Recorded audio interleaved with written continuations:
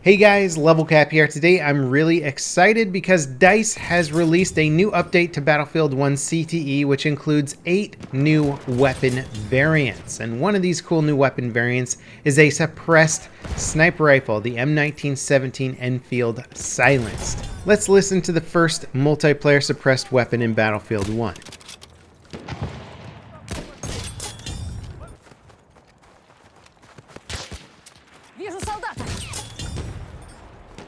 Sounds pretty cool to me. Now, in previous Battlefield games, a suppressor would keep you off that mini-map when you fired it. However, mini-map spotting is no longer tied into the sound firing of your weapon, so the suppressor, for the most part, is really just sound effects or an aesthetic appeal.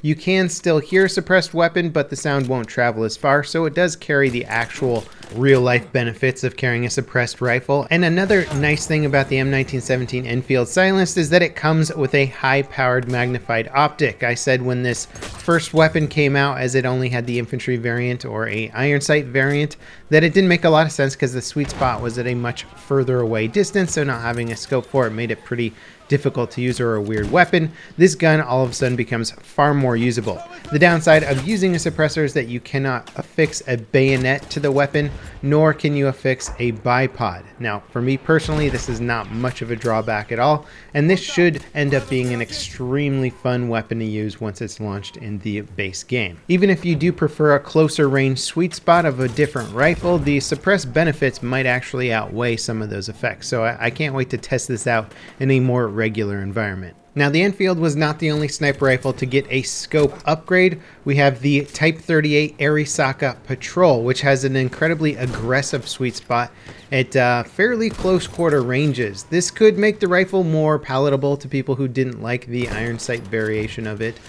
Personally, I'm not a big fan of iron sight bolt action rifles, so even though this does have a closer range sweet spot, I do prefer the optic on here. It comes with an optic that can go up to a 4 times magnification and does not give you any scope glint. Now, I like the mechanics of this rifle before it had a scope, but I didn't like the iron sights. Now that it has a scope that I can use for up to 4 times magnification or less if you don't want that much zoom, it becomes far more effective in my eyes. It has an even more aggressive sweet spot than the SMLE, starting at 30 meters away, so that puts it very close to where the Martini Henry is. It just doesn't have that added damage bonus for the arm multiplier. So you do still have to hit center mass in order to get that one-shot kill in the sweet spot range, but it's still a fun weapon to use. So ultimately, if you're a player like me who likes a lot of the different sniper rifles in the game but shies away from iron sight only rifles because you're not as good with them, then this scope variant of the Arasaka is going to make it far more usable.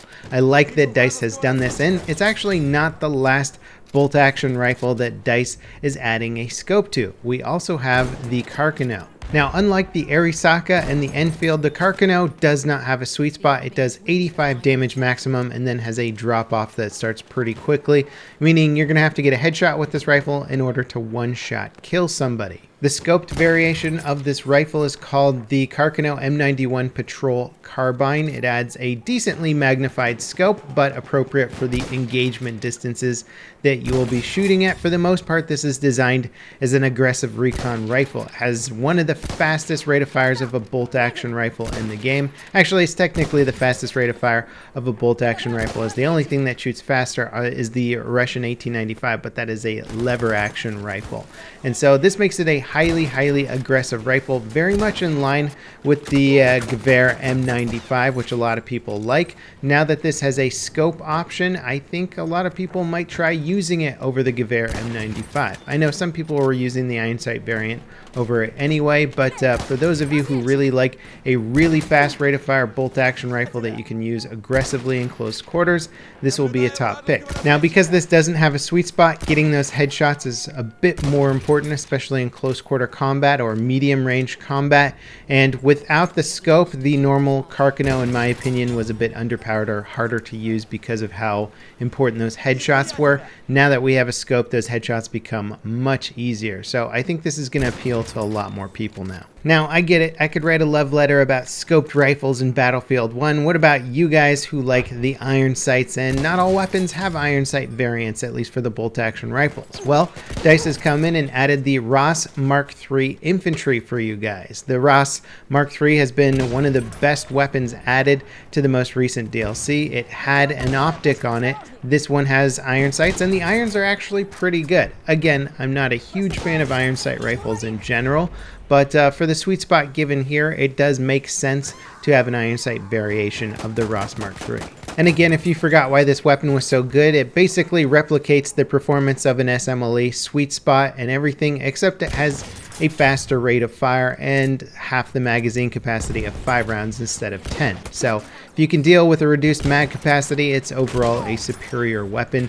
And if you like the iron sight options, then you've got them now, or at least in the CTE. Now, oddly, all the weapon variations are simply for the Scout class or the Assault class, but we get some pretty exciting variations for the Assault class. The first one here is the Machine and Pistol M1912 Experimental. This one offers a 2-round burst fire mode that does in fact fire at 1200 rounds per minute. If you remember the first time they launched the Machine and Pistol, it was a 1200 round per minute fully auto pistol, and they basically had to balance it and turn it back into a 900 round per minute fully auto pistol. But this one has the 1200 round per minute rate of fire for the 2 rounds that are fired sequentially. So very similar to the performance of an AN-94 in that sense, where it's one shot right after the second shot.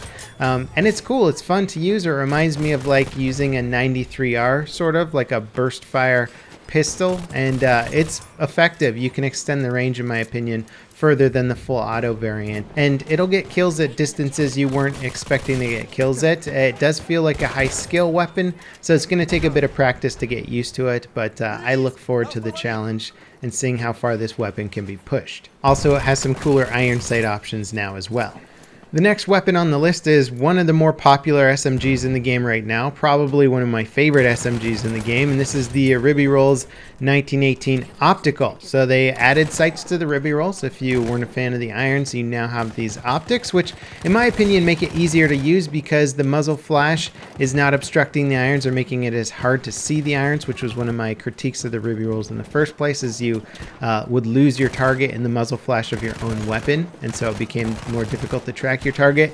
The optical variation is now more accurate with fire, but it recovers from fire a little bit slower. So basically it's got better accuracy, reduced spread, but it's going to recover from that spread at a slower rate. So basically, if you predominantly fire this weapon while aiming down sights, you could probably benefit from the optical variant over the standard variant. It takes a little while to get used to the amount of bounce in the fully automatic recoil. So when you're aiming down sights, your optics bounce quite a bit. I'm using it with a bipod here in this clip, so everything looks nice and smooth. The gun does still have its bipod, which is makes it kind of an iconic SMG in that regard.